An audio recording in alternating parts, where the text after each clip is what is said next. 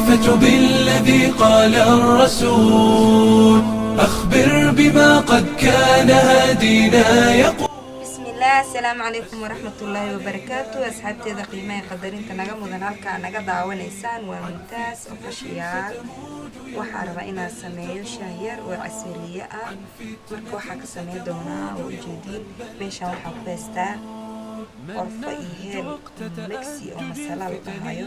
inta waxay ugu jiro dhigyare, inta qorfo oo sidiisa qorfaheena, inta waxaa ku haystaa heel, inta waxaa ku haystaa sanjabiil. shaahiga aan sameyn doono waxaa ka sameyn doonaa mataqaaniin caana geel. marka dadku waa saareen oo karkara intaana rabaa inaan ku shubo nala socda asxaabta.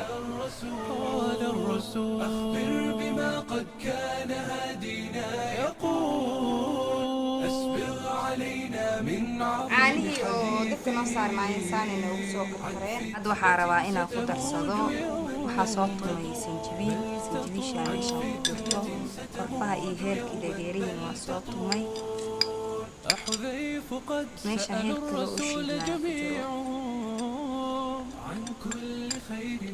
marka wax yar dibka u gaabiyana bakeeris karaan ku haystaa.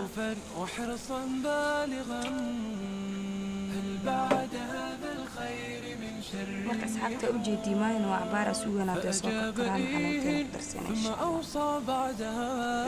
maasha allah saana iskugu soo karkareen. dhexda iska gasha carafta iyo sokortii caanaan fahanteed. hal marka waxaa rabaa inaan ku daro caleen yar. بس علامة التاسع وربع حبنا ممكن كريها وصاميرة أصحابتي شايقين وصوت ديار سنة تلمسكا وكسو شوي. marka had waxaa rabaa in aragna soo soo baxay meesha waxay ugu jiro timir.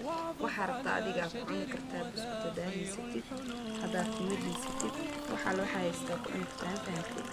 maasha allah ku caraftiisa ku dhahay. waxa uu maleeyahay inaa meesha iska carkiisa ma laga sheekay karo. hadaa ka heshay tijaabi, subscribe iyo saar, like ha kiiloobin, wixii fariina commentiga noo soo reeb. thank you.